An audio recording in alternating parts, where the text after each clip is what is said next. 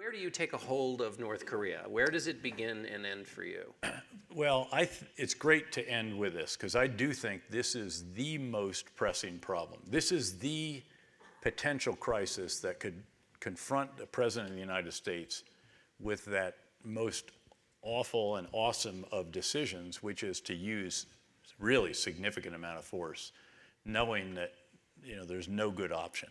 So first of all, let's keep in mind that there is a different reality that faces this president, and that is that in his watch, his first term, an impulsive, arguably mad at times, young dictator of the Hermit Kingdom could have a nuclear device that could actually strike Los Angeles or San Francisco.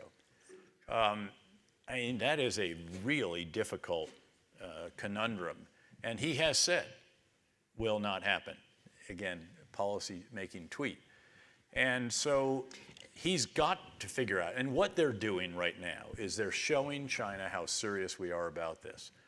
And I don't know if you saw today, the next step, a bank, a small bank, modest bank, 12 billion under management or something like that, was designated by the Treasury Department, I believe, as a potential participant in money laundering, presumably for facilitating North Korea's front companies and this kind of stuff.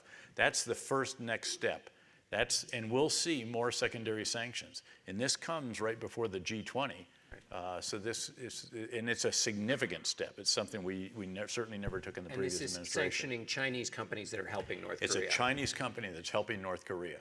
So what we have to do is convey to China, in every way necessary, that they have to reduce the umbilical cord that is keeping the lights on in Pyongyang. 90% of the crude oil that goes to North Korea, the entire, I think, 90+% of their goods and so forth, the trade and all the rest of that.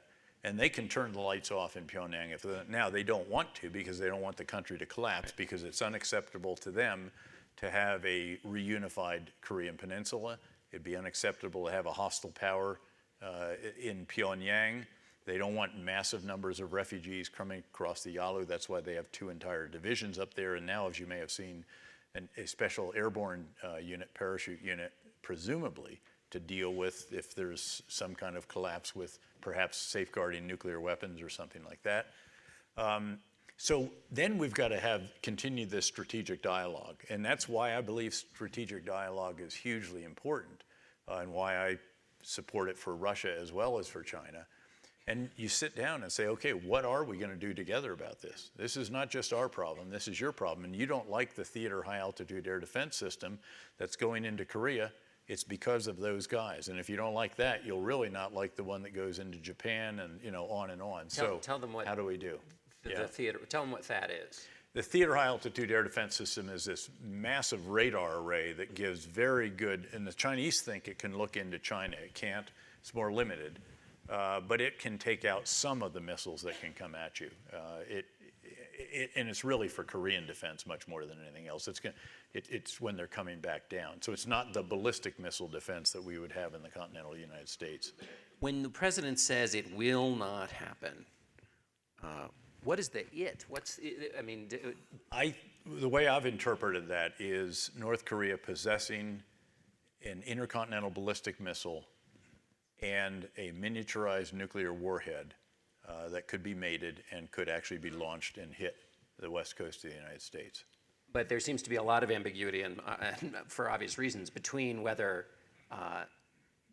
there's a time at which it's going to just be 6 more weeks until they're going to have it. And so you would act then, perhaps.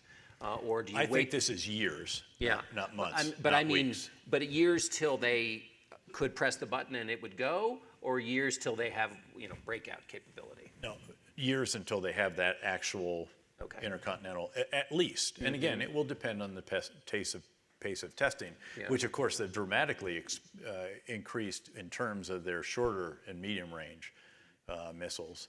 And of course, have continued nuclear tests as well. So this is a real conundrum, as I said. And keep in mind, this is a leader in North Korea.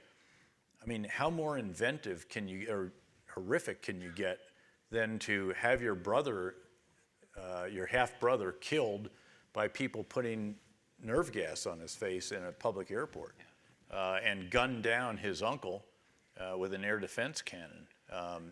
But He is creative. yeah. So the last question is, I mean, it seems like all the options are bad, and what is the end state? Is the end state him saying, "Oh, okay, we'll give up our nuclear weapons"? Well, there's a number of different end states. I mean, you might be satisfied with a freeze, and then we see where that goes. It could go as far as to say, let's figure out how we could Finlandize China and the U.S. How could we Finlandize North Korea? What does that mean? It means make them neutral. How could you get there from here? Yeah. Obviously, that you're not going to get there from here with Kim Jong-un still at the helm. So how do you make that happen? I mean, these are serious conversations that need to be had, because this is, and are being had, but they're still in the exploratory stages. But they're getting, they're moving on.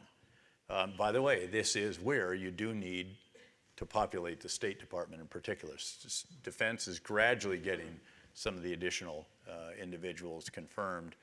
But as you have crises, the one in the Gulf right now between the Saudis, Emiratis, and the Qataris, who are you going to send? I mean, you just got a deputy confirmed. He's really more the admin guy, I think. So he's not the policy deputy. You have an acting deputy as the Undersecretary of Defense, or Secretary of State for Policy. There's no unders beyond that, and most of the assistant secretaries are acting. And the one for the Middle East is a fine ambassador. Stu Jones just came out of Iraq, but has announced his retirement plans. So we've got to get the talent pool restocked there. Yeah.